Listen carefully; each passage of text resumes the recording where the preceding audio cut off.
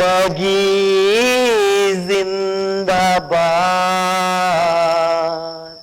I love you जिंदगी। सबको प्रेम नमन। आज पूरी दुनिया में जिस तरह नफरत की हवाएं चल रही हैं, उसे ध्यान में रखते हुए ये प्यारा सा गीत कितना सच्चाई को बयां करता है।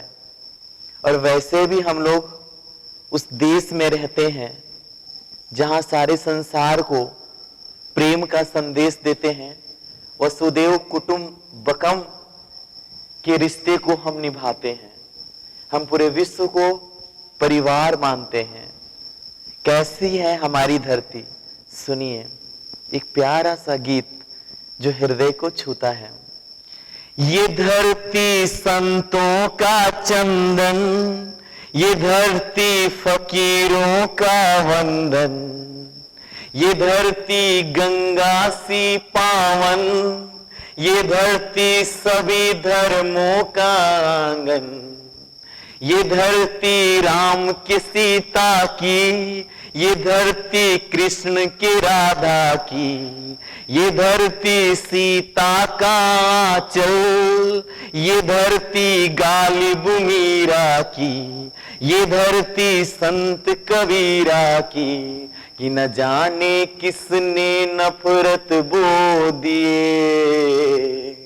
कि सबकी अखियां रो दिए, कि न जाने किसने नफरत बो दिए, कि सबकी अखियां रो दिए। ये धरती प्रेम का है मधुबन, ये धरती है प्रेम का मधुबन, ये धरती दिल वालों की धड़कन, कि न जाने किसने नफरत बो दिए, कि सबकी अखियां रो दिए। ये भारत मोहब्बत की कहानी है, कभी कबीरा दीवाना था, कभी मीरा दीवानी है।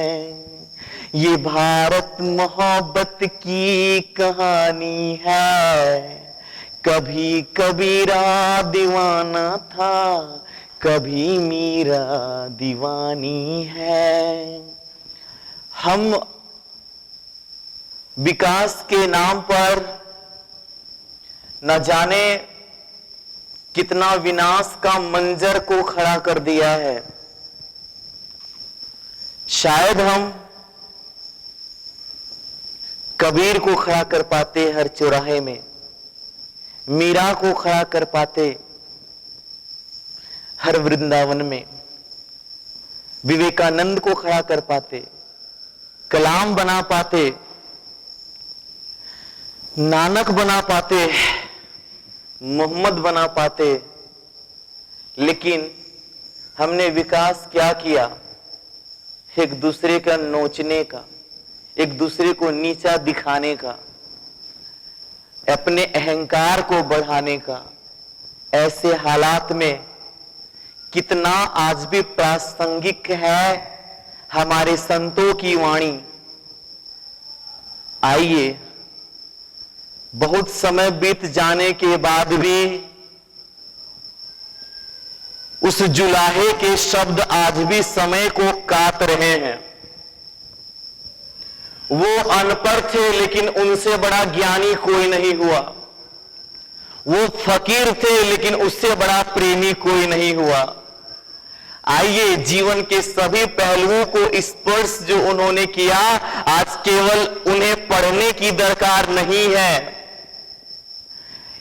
आज वो होने की दरकार है। आज उस प्रेम को अपने भीतर जागृत करने की दरकार है। आज हम लोग कबीरदास को जानेंगे जो इतने अनोखे, इतने अनूठे हुए हैं। आइए जानते हैं कबीरदास को, उनकी शिक्षाएं को, और आज के समय के अनुसार वो हमारे लिए कितना कितना कितना महत्वपूर्ण है जानते हैं। ला ला ला ला ला ला ला ला ला ले ला ले ले ले ला ला ला ले ले ले ला ला। कबीरदास एक ऐसा नाम जो सभी के लिए इनका व्यक्तित्व अनुकरणीय हो सकता है, क्योंकि ये मुसलमान होकर भी मुसलमान नहीं थे, हिंदू होकर भी हिंदू नहीं थे, योगी होकर भी योगी नहीं थे, साधु होकर भी साधु नहीं थे, ये मानवता के पुजारी थे। और सबसे खूबसूरत बात यह है कि ये सबसे अनूठे, सबसे न्यारे थे, बहुत ही ये प्यारे थे। आइए कबीरदास के एक एक पहलुओं की बात करते हैं। अक्सर हम अपने जिंदगी में कई शिकायतों को करके, कई बहानेबाजी करके हम जीवन में कुछ करने से बचना चाहते हैं, लेकिन कबीरदास की जिंदगानी शायद हमारी अपनी कहानी बनाने में मदद करेगी। क्योंकि जिसे जन्म के साथ ही ये नहीं पता कि मेरे माँ बाप कौन है, जिन्हें ये नहीं पता कि मेरा धर्म जाति क्या है, जिन्हें समाज ने कई कई ऐसे लांछन लगाए, जिसको सहकर उन चुनौतियों को सामना करके कोई कबीर होता है। कबीर यूं ही नहीं होता है कोई। कहते हैं डोली चली जा रही थी, काशी की बात है, वाराणसी की बात है, कहार कहते जा रहे थे संभल के भैया, धीरे भैया, अब पहुंचने वाले हैं भैया। डोली में नई नवेली दुल्हन नीमा इस बात का इंतजार करने में लगी हुई थी कि कब पहुंचेंगे ससुराल। उस डोली में कई ख्वाब देखते जा रही थी। उसी दौरान डोली को एक स्थान पर रोका गया। कुछ देर कहार आराम करने लगे। नीमा निकलती है डोली के बाहर।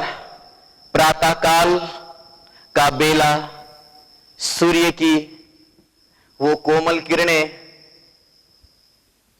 वायु की शुद्धता, मंद मंद हवाओं का चलना और वर्षा की टिप टिप बूंदों का मिट्टी में पड़ना और सौंधी खुशबू का एहसास पूरी फिजाओं को खुशनुमा बना रहा था। नीमा तालाब के किनारे मुंह हाथ धोने के लिए गई तो एक बच्चे की रोने की आवाज सुनती है। उस रोने की आवाज में मानो एक पुकार था, एक प्यार था, जो कि स्त्री के हृदय के ममत्व को वो प्रेम वाणी सदैव से आकर्षित करता रहा है। जैसे ही नीमा ये सुनती है, दौड़े दौड़े इधर उधर झांकती है तो देखती है तालाब के किनारे कमल पुष्प में एक नन्हा सा बच्चा लेटा हुआ है। मानो आसमान से लहराते हुए कोई तारा उतरा था, जो पूरे धरती को अपने ज्ञान के चमक से रोशन करने वाला था। यानी वो लहर तारा तालाब वे कबीर, वो नन्हा सा शिशु मानो प्रकट हुए थे। ज्येष्ठ पूर्णिमा का दिन था। बड़ा अनोखा संयोग है हमारे संतों का पूर्णिमा के साथ।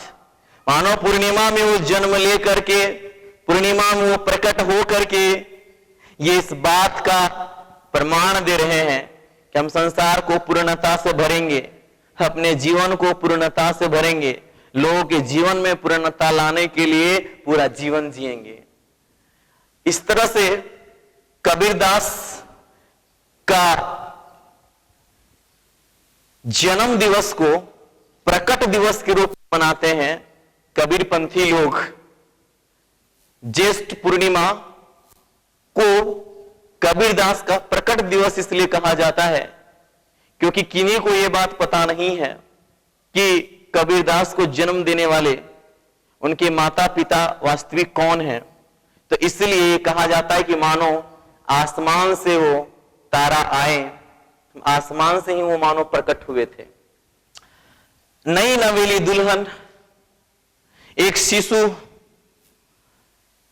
कुछ और समझ में आए, कलंक या समाज की ताने ये सोचने के लिए मजबूर करे उससे पहले ही एक स्त्री का हृदय में जो प्रेम जागा वो सब लांछनों और कलंकों को भूलते हुए उस शिशु को गोद लेती हैं और ये भूल गई कि हम नई नवेली हैं।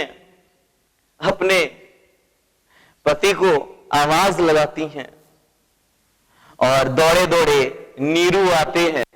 और जब नीरू आते हैं तो मानो ईश्वर ने वो उपहार दिया हो। नीरू भी नीमा के गोद में बच्चा को देख करके प्रसन्न होते हैं और अब डोली चली। फर्क इतना था कि अब नीमा डोली में अकेले नहीं थी, संग में एक शिशु था। शिशु के मुस्कुराहट, प्रेम, कोमलता, आंखों की चमक ने समाज के ताने बाने के फिक्र को ही भुला दिया। जैसे ही नीमा अपने ससुराल पहुंचती है तो नई नवेली दुल्हन को देखने के लिए सभी गांव के लोग बेसब्री से इंतजार कर रहे थे।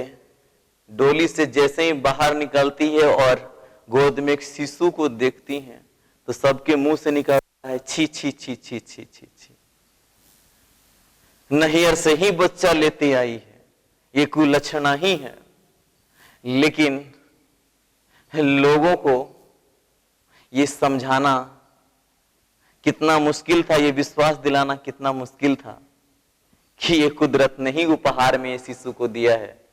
नीमा ने कोई गलत या नीमा नीरू के इस वैवाहिक जीवन में कोई ग्रहण ना लग जाए, इस बातों की परवाह किए बगैर उस बच्चे का पालन पोषण करना वे लोग चालू करते हैं। वो शिशु बच्चा को दूध कौन पिलाएगा, उन्हें भोजन कौन देगा। लेकिन ध्यान रखा जाना चाहिए ईश्वर एक चींटी के भी जीवन की व्यवस्था किए हुए हैं। ईश्वर इस संसार में हमें भेजते हैं तो सभी उपाय करके ही भेजते हैं। बस जीवन जीने के लिए प्रकृति ने हमें इतने साधन दे रखे हैं, सब हमारी सेवाएं करने के लिए उपस्थित हैं। बस ये समझने की दरकार है, शिकायतों से मुक्त होने की दरकार है। और शिशु को बकरी का दूध पिलाया जाता है, शिशु का नामकरण किया जाता है, इनका नाम क्या रखा जाए। चूंकि नीमा और नीरू एक मुसलमान परिवार से थे तो जो नामकरण करने के लिए जो मौलवी आते हैं तो वो देख के आश्चर्यचकित होते हैं कि बच्चा तो बड़ा अनोखा है, इनको क्या नाम रखा जाए।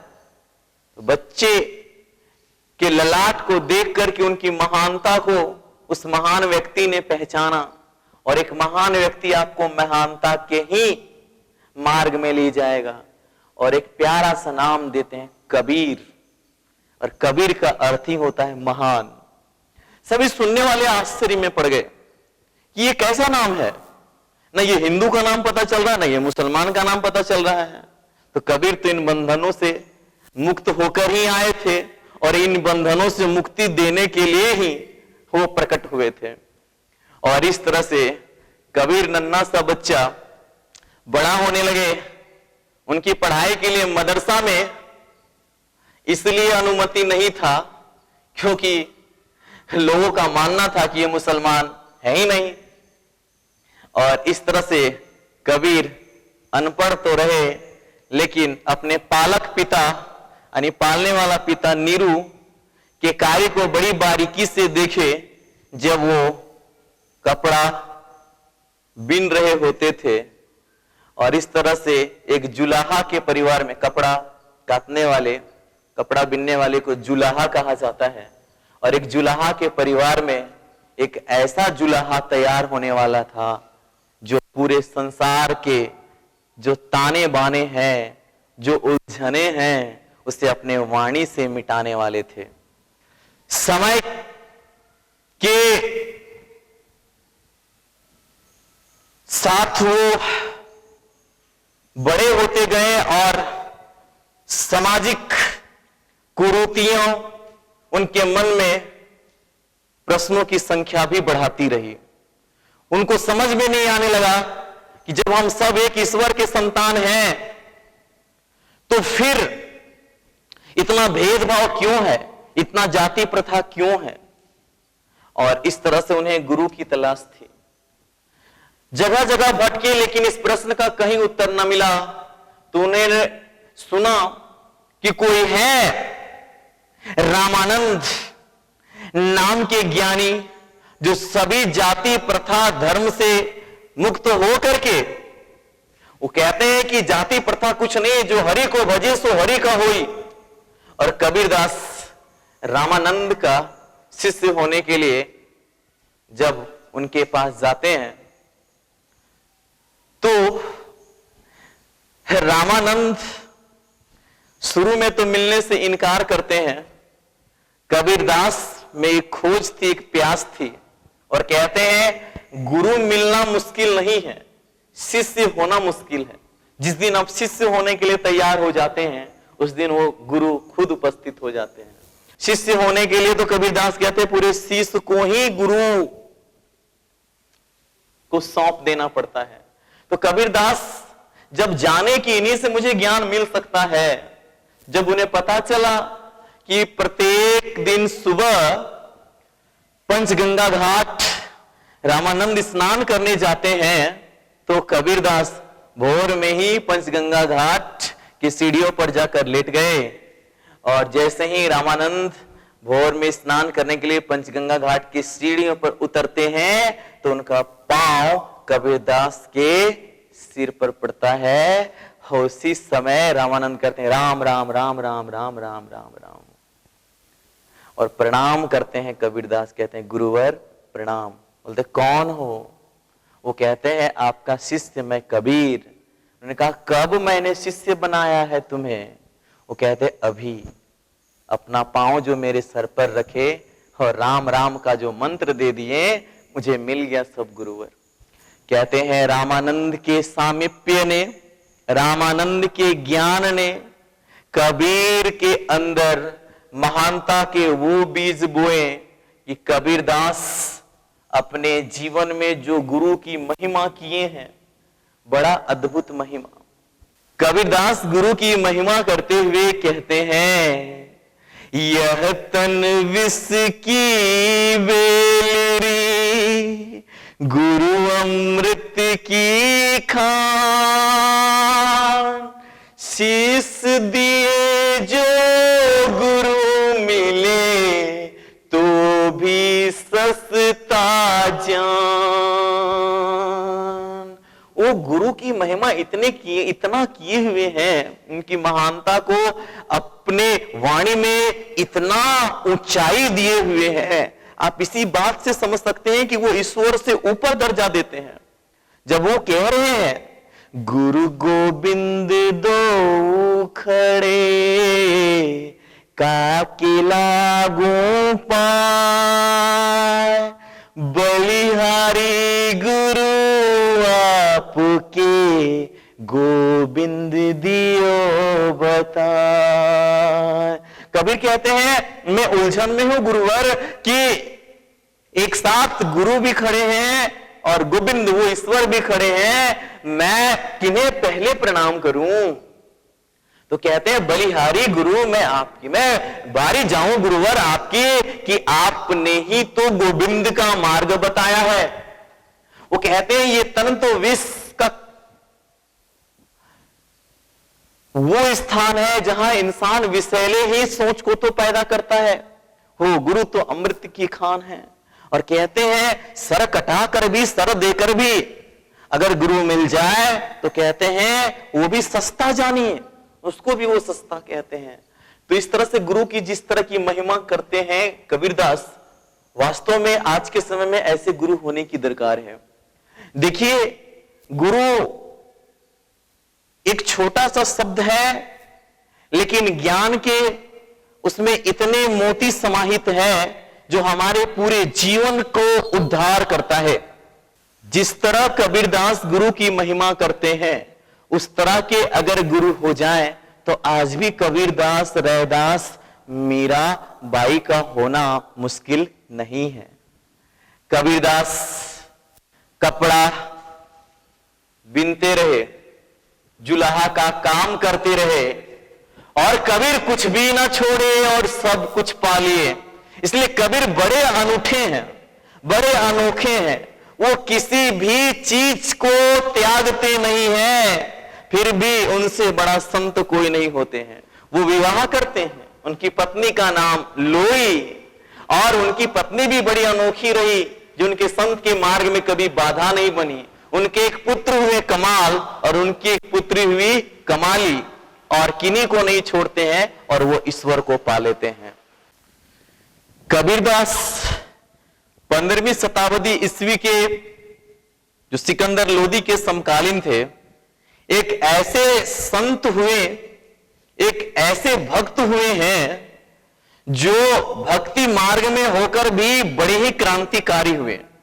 इनके शब्द इतने इनकलाबी हैं कि वो काशी के घाट पर बैठ करके एक तरफ मुसलमानों के कुरीतियों का विरोध करते हैं और एक तरफ हिंदुओं के कुरीतियों को विरोध करते हैं। वो धार्मिक कर्म कांडों का विरोध करते हैं, उस समाज में उन तमाम अंधविश्वासों पर करारा चोट करते हैं कि जितने भी ढोंग थे, पाखंडी थे, उन लोगों का धज्जिया उड़ा देते हैं। इनके शब्द बड़े ही सहज हैं, ये पढ़े लिखे थे नहीं, इसलिए इनके शब्द एकदम सीधे जाके हथौड़े की तरह वार किया। और इस तरह से बहुत सारे ऐसे हुए जिनके धर्म के नाम पर अपना दुकान चल रहा था, धर्म के नाम पर जो लोगों को गुमराह कर रहे थे, धर्म के नाम पर जो खलीफा बने थे, धर्म के नाम पर जो झूठ मूठ के संत बन के बैठे थे, वे सब इनके विरोध में हो गए। इतने विरोध को झेलने के बाद भी उन्हें सत्य के मार्ग को नहीं छोड़े। कबीरदास के शिष्य भी बने जो इनको समझने वाले थे, और जब इनके शिष्य की संख्या बढ़ने लगी तो बहुत अच्छी बात लगेगा कि उनके शिष्य इनसे अनुरोध करते हैं और कहते हैं कि गुरुवर अब तो इतने बड़े गुरु हो गए हैं, इसलिए कपड़ा बिनने वाला जो काम है इसको छोड़िए, ये जुलाहा वाला काम छोड़िए, अब खाली प्रवचन दीजिए। कबीरदास बड़ी अच्छी बात कहते हैं वो झीनी झीनी बीनी रे चदरिया, ज्यों के त्यों धर दीनी। कहते हैं मैं ये चादर राम के लिए बिनता हूं, उस भगवान के लिए बिनता हूं जो उनके संतान हैं। हम अपने राम के लिए ही बिनते हैं और अपने राम को ही ओढ़ाते हैं। और कहते हैं वो उतना ही करते थे जितना से उनका जीवन यापन चल जाए। इसलिए तो कहते हैं साईं इतना दीजिए जामे कुटुंब समाए, मैं भी भूखा ना रहूं, साधु भी भूखा ना जाए। वो कहते हैं ईश्वर इतना ही देना जिससे मैं और आने वाले साधु संतों की मैं सेवा कर सकूं। बाकी लालच तो क्या करेगा, अपराध को बढ़ाएगा। उनके शिष्य बड़ी अनुरोध कहते हैं कि जुलाहा वाला काम छोड़िए गुरुवर। कहते हैं हम लोग को लाज लगता है। कबीरदास कहते हैं इसमें क्या लाज करना, वो ईश्वर भी इस संसार का ताना बाना बुन रहा है, वो भी तो एक बड़ा जुलाहा है, मैं तो छोटा जुलाहा हूं। जब वो संसार का ताना बाना बिनने के लिए ना छोड़ रहे हैं तो मैं कैसे अपना काम छोड़ दूं। ताउम्र जुलाहा का कार्य करते रहे, अर्थात ये कुछ ना छोड़े, फिर भी संतत्व के मार्ग में श्रेष्ठता के पंक्ति पे खड़े हैं। ये आज भी इनके वाणी हमारे अंदर वो सबक जगाता है। आज भी इनकी वाणी किसी विषय वस्तु को विस्तार से समझाने के लिए इतना उपयोगी होता है। एक क्लास नहीं पढ़े, एक कहते हैं कि कलम तक ना पकड़े, लेकिन पता चलता है आज लोग जो अनपढ़ होकर के जो ज्ञान की बात कह गए, आज लोग इन पर रिसर्च कर करके क्या कर रहे हैं, पीएचडी कर रहे हैं। सत्य के मार्ग को ना छोड़े ये, और कहते हैं सब कुछ पा लिए।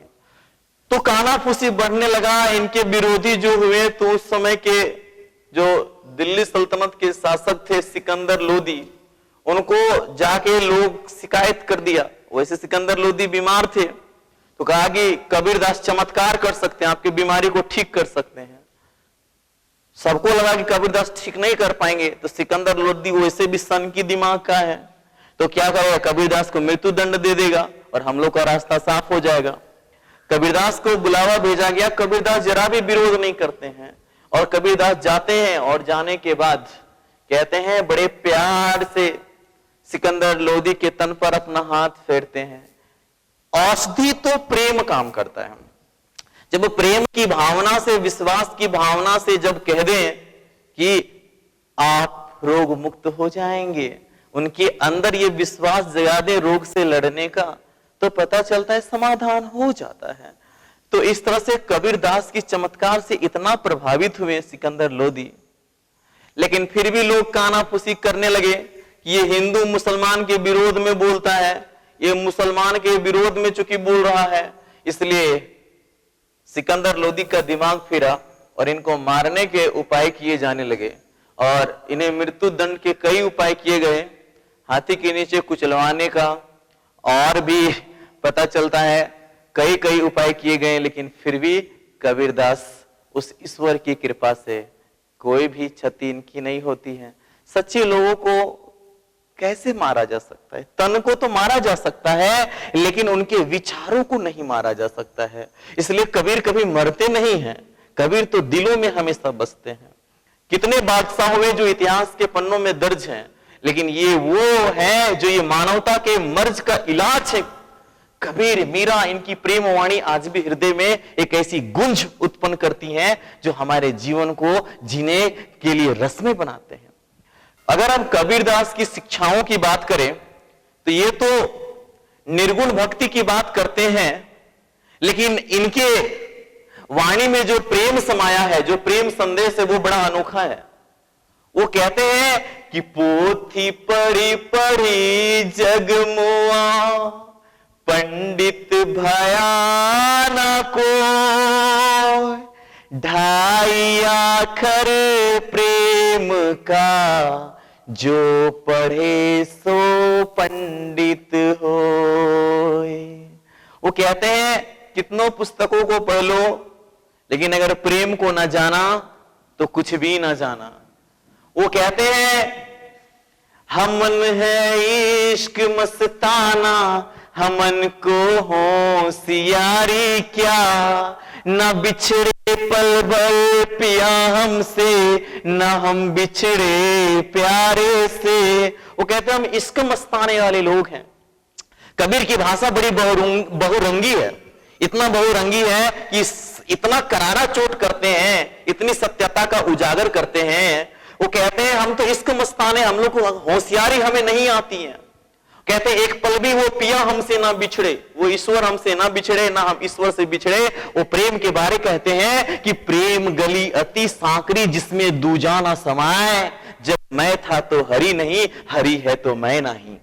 वो कहते हैं प्रेम की गली अत्यंत संकरी, इतनी पतली है कि इसमें दो जा ही नहीं सकता है। अर्थात अगर मैं रहा, अहंकार रहा, तो फिर कभी भी प्रेम ना होगा। इसलिए कहते हैं अहंकार को मिटाओ और वो कहते हैं जब मैं था तो हरि नहीं, जब तक मैं करता रहा, अहंकार को बचाता रहा, तब तक वो हरि नहीं मिले। और कहते हैं जैसे मैंने मैं को मिटाया वो हरि मुझ में प्रकट हो गए।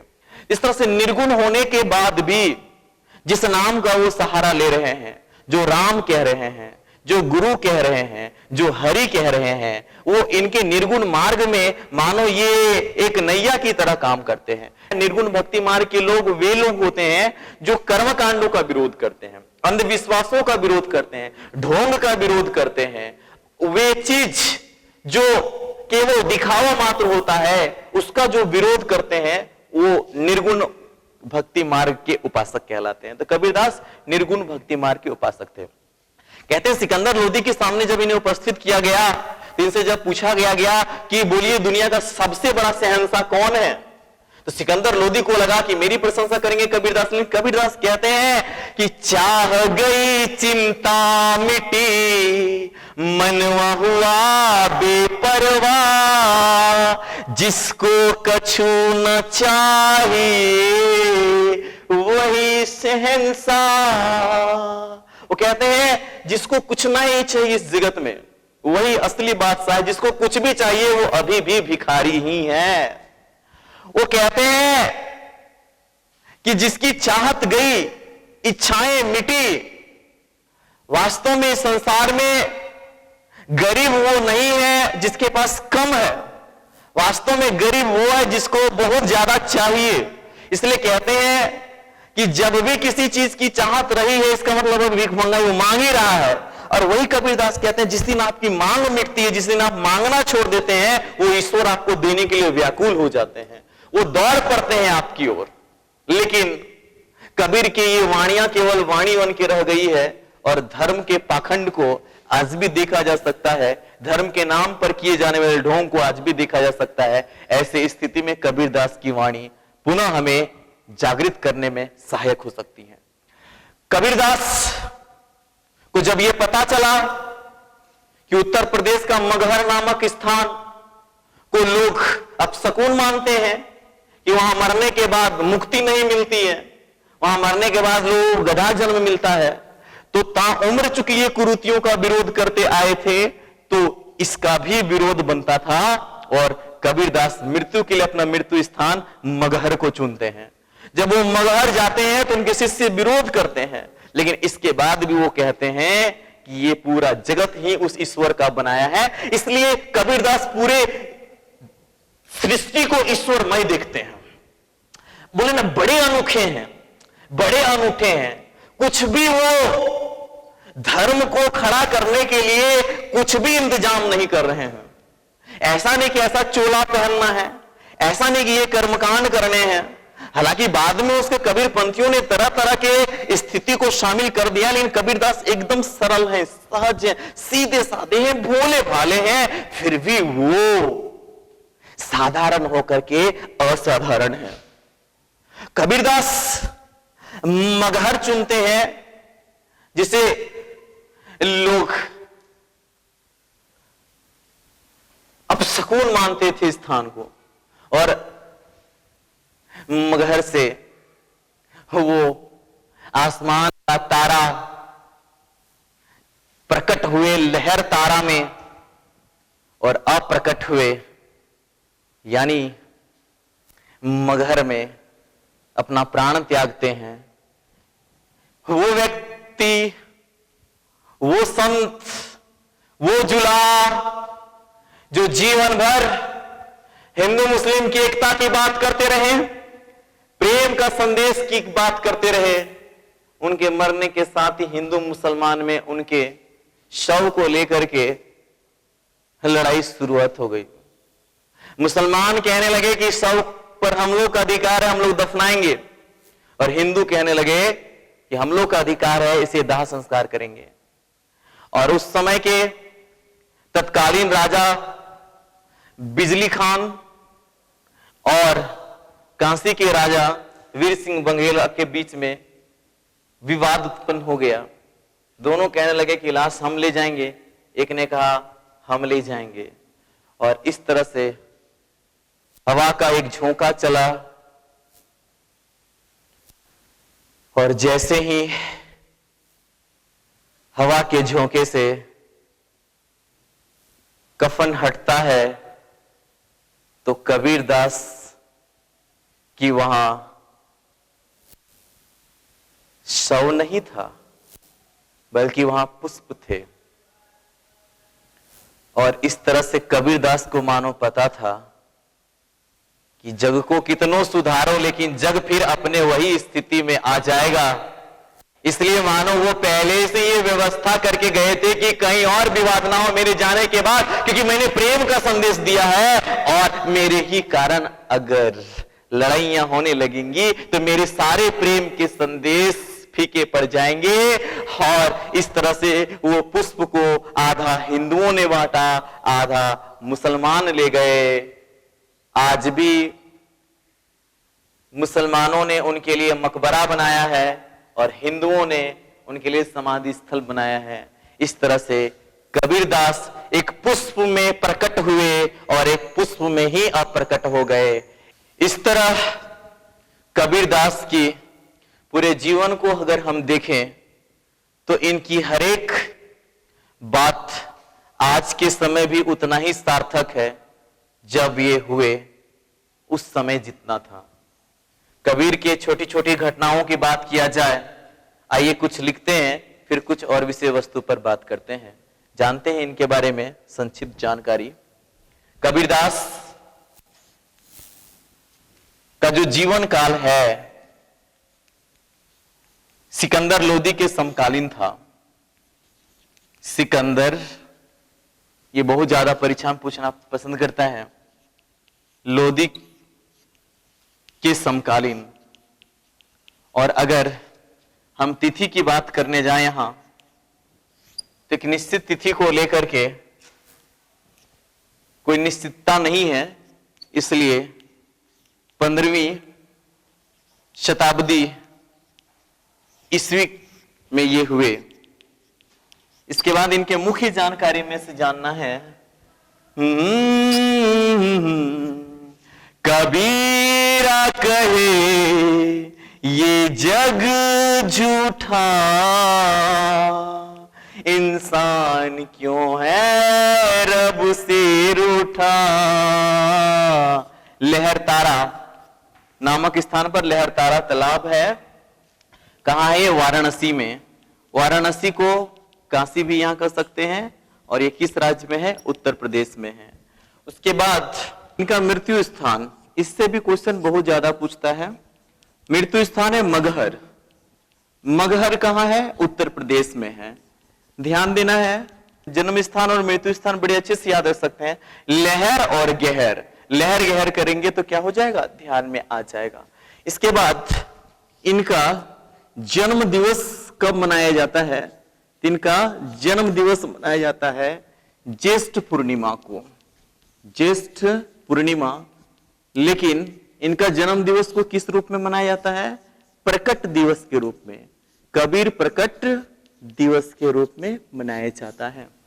कबीरदास के बारे में और जानकारी में से यह जानना है कि इनके माता पिता जो हुए तो पालक माने पालने वाले, पालक माता कौन हुई? पालक माता तो नीमा, और पालक पिता कौन हुए? यानी लालन पालन करने वाले पिता, पालक पिता हुए कौन? नीरू। कभी कभार कंफ्यूज हो जाएंगे ये नाम में से नीमा और नीरू, तो नीमा कहेंगे तो मां शब्द आ रहा है तो याद रखेंगे नीमा मां थी। उसके बाद इनके पत्नी का नाम लोई, पत्नी का नाम लोई, और इनके पुत्र का नाम क्या था? इनके पुत्र का नाम था कमाल, और पुत्री का नाम क्या था? पुत्री का नाम था कमाली, पुत्री का नाम कमाली। और सबसे मुख्य जानकारी जानना है, इनके गुरु कौन हुए? इनके गुरु का नाम था रामानंद। ये वही रामानंद है जो दक्षिण भारत से उत्तर भारत में भक्ति आंदोलन को लाए। ये 12 शिष्य जो बनाए, जो निर्गुण और सगुण भक्त के उपासक हुए। उसके बाद एक थोड़ी सी यहां बात और जान लेना है। एक ऐसा कहावत है कि इनके माता पिता को लेकर के किंवदंतियां हैं कि ये एक विधवा से जन्मे थे, जिसको रामानंद ने, उस ब्राह्मणी जब गई रामानंद से मिलने के लिए तो कहा ऐसा जाता है कि वो आशीर्वाद मांगती है, और रामानंद ने उन्हें कहा था पुत्रवती भव। तो बाद में पता चलता है कि वो एक विधवा है, और शायद इस कलंक से बचने के लिए बच्चे के जन्म के बाद वो स्त्री क्या की थी, बच्चे को रख आई थी लहरतारा तालाब में। ऐसा किंवदंती है, सच्चाई कितना है इसकी कोई पुष्टि नहीं है। उसके बाद और एक सबसे मुख्य जानकारी यहां जानना है, ये निर्गुण उपासक थे। निर्गुण उपासक अर्थात कर्मकांड अंधविश्वास को ये नहीं मानते थे। उसके बाद इनका व्यवसाय क्या था? जुलाहा थे। जुलाहा थे यानी कपड़ा बिनते थे। कबीरा कहे ये जग झूठा, फिर इंसान रब से क्यों है रूठा। उसके बाद ध्यान देना है, ये रैदास को संतों का संत बोले थे। रैदास को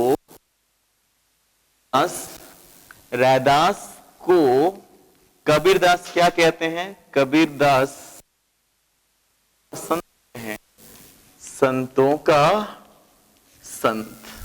कबीरदास तो खुद पढ़े लिखे थे नहीं, तो इनके कथनों का संकलन इनके शिष्य धर्मदास बीजक नामक पुस्तक में करते हैं।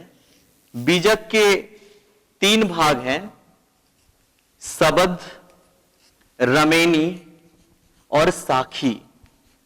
और ध्यान देना है, शबद के शब्द को गुरु ग्रंथ साहिब में स्थान दिया गया है, जो सिख धर्म के पवित्र पुस्तक है।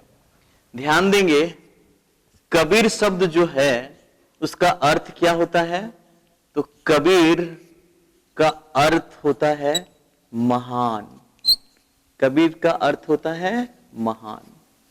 तो इस तरह से कबीर से जुड़ी हुई ये संक्षिप्त जानकारी परीक्षा उपयोगी है, इनके कथन जीवन उपयोगी हैं, और हमें आज के जीवन में जो लोगों के मन मस्तिष्क में ज्ञान का अभाव के कारण जिस तरह जीवन में क्रियाकलाप कर रहे हैं, उन व्यवहार को सुंदर बनाने के लिए कबीर की वाणी सबसे ज्यादा उपयोगी होंगी। क्योंकि कबीर केवल धर्म की बात नहीं करते हैं, वो दैनिक जीवन की बात करते हुए कहते हैं, ऐसी वाणी बोलिए मन का आपा खोए, औरन को शीतल करे आप हूं शीतल होए। कहते हैं हमारी वाणी इतनी प्यारी हो कि किन्हीं के भीतर कितनों भी क्रोध क्यों नहीं, वो शांत हो जाए, अपनी आपा को खो दे। लेकिन आज तो बड़े उल्टा हो गया है कि हम लोग वाणी पर ही नियंत्रित नहीं रख पाते हैं। हम लोग छोटे क्लास में ही कबीर की वाणियों को पढ़ें, लेकिन अफसोस केवल भावार्थ लिखने के लिए पढ़ें, हम उसे जीवन में लागू ना कर पाए। हम अपने वाणी के वाण से न जाने कितनों के हृदय को छल्ली कर देते हैं। ऐसे हालात में कबीर की ये बात सदैव याद रखा जाए तो हमारी वाणी सुंदर होंगी, और किन्हीं के वो दर्द में करा रहा हृदय होगा, मन अशांत होगा, तो हम अपने वाणी के माध्यम से उन्हें शांति देने का काम कर सकते हैं। कहा भी जाता है दुनिया में लोग जितना गोली से नहीं मरता है उतना बोली से मर जाता है। एक बोली का प्रभाव पूरा जीवन में कोहराम मचा के रख देता है, एक बोली का प्रभाव महाभारत मचा के रख देता है। इसलिए वास्तव में कबीर की इस वाणी को सदैव ख्याल करने जैसी बात है। कबीरदास से जुड़े बड़े अच्छे प्रसंग में से हम लोग जानेंगे कि एक बार कबीरदास कपड़ा बिन रहे थे और उसी समय दौड़े दौड़े एक चोर आया, जो राजा के सैनिक उनका पीछा कर रहे थे पकड़ने के लिए। तो वो चोर को कहते साधु बाबा मुझे बचा लीजिए। वो कहते जाओ कपड़ा के पीछे छिप जाओ, और छिप गया वो चोर। और जैसे ही राजा के सैनिक आते हैं, कबीरदास से पूछते हैं आपके यहाँ कोई चोर आया है? बोला हाँ आया हुआ है, वो देखो कपड़ा के पीछे छिपा हुआ है। तो राजा के सैनिक को लगा ये झूठ बोल रहा है। देखते हैं सत्य इतना कम लोग बोलने लगे हैं कि अगर बोलेंगे तो उसको भी लोग झूठ समझ लेते हैं। तो चोर जो छिपा हुआ तो लगा बोला बाप रे तुम मर गए, कहां आके फंस गए, ये तो लगता है कि पकड़वा के छोड़ेंगे। राजा के सैनिक लोग सुन रहे कि ये इतना आसानी से कह रहे हैं कि चोर पीछे छुपा हुआ है, झूठ बोल रहा है, साधु के झूठ बोलता है। सैनिक चले गए, चोर निकलता और कहता है साधु बाबा किसी का जान बचाने के लिए झूठ भी बोल सकते थे ना आप। तो कबीरदास कहते हैं कि क्या सत्य में इतनी ताकत नहीं है जो मैं झूठ बोलता तुम्हें बचाने के लिए? सत्य बोला इसीलिए तो तुम बच गए। अगर झूठ कहता कि हाँ नहीं छिपा हुआ है तो लोग खोजने लग जाता, और सत्य कह दिए तो तुम बच गए। दूसरा प्रसंग यह है कि एक बार एक युवक आते हैं कबीरदास के पास और पूछते हैं कि गुरुदेव एक बात बताइए कि शादी करना चाहिए या नहीं। तो कबीरदास उन्हें समझाने के लिए क्या करते हैं, अपने पत्नी को कहते हैं दिन का समय है, 12 बज रहा है, और कबीरदास चिल्लाते हैं और कहते हैं लोई दिया जला के ले आओ। लोई दिया जला के ले आती है। युवक को यह बात समझ में नहीं आने लगा कि दिन का समय है, 12 बज रहा है, अभी दिया क्या क्या जरूरत है, और वो पूछे भी नहीं, वो जैसे बोले दिया जला के ला तो दिया जला के रख दी। तो कबीरदास कहते हैं कि अगर इस तरह का स्थिति हो तो विवाह करना सही है, आपसी मेल मिलाप हो तो विवाह सफल होता है। अर्थात मैंने दिया जला के लाने के लिए कहा तो वो अब इतना उलझन में नहीं पड़ी, क्या करिएगा अभी दिया का क्या काम है, बिना मतलब का जो मन सो करते रहते हैं, बैठ बैठ के पता नहीं क्या क्या करते हैं, इतना उलझन में नहीं पड़ी। इतना माथा खराब करे से ज्यादा अच्छा समझी दिया जला के रख दी, बस अपना काम करके चली गई। अगर इस तरह का मेल मिलाप हो तो विवाह करना सार्थक होगा, नहीं तो अगर विवाह में एक चक्का ट्रक का हो जाए और एक चक्का टेम्पू का हो जाए तो फिर पता चलता है ये जीवन की गाड़ी नहीं चलेगी। ये कबीरदास नहीं हम कह रहे हैं। ध्यान ये रखा जाना चाहिए, विवाह के संदर्भ में एक चीज कहा जाता है, ये इलेक्ट्रिक सर्किट के कनेक्शन की तरह है। अगर इसका कनेक्शन बढ़िया हो जाए तो फिर लाइट ही लाइट, प्रकाश ही प्रकाश, जिंदगी फिर धूमधाम से। और अगर इसका कनेक्शन गड़बड़ हो गया तो फिर विस्फोट होगा, बड़ बड़ विस्फोट होगा। इसलिए कुछ भी चीज इस दुनिया में गलत नहीं है, उसका तरीका ही उसे सही और गलत बनाता है। कबीरदास से जुड़ा अगला प्रसंग यह है कि एक बार युवतियों का एक समूह जा रही थी, उसी दौरान कबीरदास भी पीछे पीछे जा रहे थे। तो स्त्रियां आपस में बात करते जा रही थी। एक स्त्री कहते जा रही थी कि ये हमारा जो पायल है, ये जो कंगन है, ये जो कान का बाली है, ये जो नथुनी है, मेरे होने वाले पिया ने दिया है। मेरे पिया ऐसे हैं, मेरे पिया ऐसे हैं, बहुत अच्छे हैं। खूब प्रशंसा अपने होने वाले पिया की करते जा रही थी वो। कबीरदास इस बात को सुनते हैं और बड़े प्यार से कहते हैं, नथुनी दी यार ने चर्चा किए बारंबार, नथुनी दी यार ने चर्चा किए बारंबार, और नाक दिया जिस पर्वत दिगार ने उसका चर्चा नहीं एको बार। अर्थात जिसने एक नथुनी ला के दिया है, पायल कंगन ला के दिया है, तो इस वस्तुओं के लिए उसकी इतनी प्रशंसा, उसकी इतनी बड़ाई, जिसने ये जीवन दिया, जिसने नाक हाथ कान बनाया, उसका चर्चा भूल करके हम इसकी चर्चा में लगे हैं। तो कबीरदास इस बात की ओर इशारा करते हैं कि हम जी रहे हैं जीवन को तो सभी चीजों को साथ लेके चले, उस ईश्वर को भी ना भूले। अपने लोगों की प्रशंसा तो करें लेकिन साथ साथ में उस ईश्वर के साथ जुड़े रहें, ताकि एक बात की सत्यता पता चले कि हम लोग को पुनः वही घर लौट के जाना है। उन्हीं के इस संसार में रह करके अगर उन्हीं को भूल जाए तो जीवन तब कोलाहल से भर जाता है। कबीर के जीवन से जुड़ी बातों को कितनों भी चर्चा किया जाए उतना ही कम होता है। इन्हें बहुत गहनता से पढ़ने की जरूरत है। और वास्तव में इन्हीं लोगों को पढ़ने की जरूरत है। हम युद्ध, मार काट से लेकर के वे सारे हिंसक चीजों को पढ़ करके अपने दिमाग को भी हिंसक बना लेते हैं, और दुविधा ये होती है कि हमेशा एक छटपटाहट, हमेशा एक कोलाहल मन में मचा रहता है, और मन का कोलाहल बहुत व्याकुल करता है। इसलिए कहा गया है, गहरी नदी का न छोड़, लहरों से ज्यादा मनवा में शोर, लहरों से ज्यादा मनवा में शोर। आओ चले हम मीरा कबीरा की ओर, आओ गाए हम प्रेम का गीत, जो है जीवन का संगीत। बड़ा हुआ तो क्या हुआ, जैसे पेड़ खजूर, पंथी को छाया नहीं, फल लागे अति दूर। ऐसी वाणी बोलिए मन का पाखोय, और उनको शीतल करे आप हूं शीतल हो। धीरे धीरे रे मना, धीरे धीरे सब होई, सो घड़ा सींचे माली, पर ऋतु में ही फल होई। जिंदगी जिंदाबाद।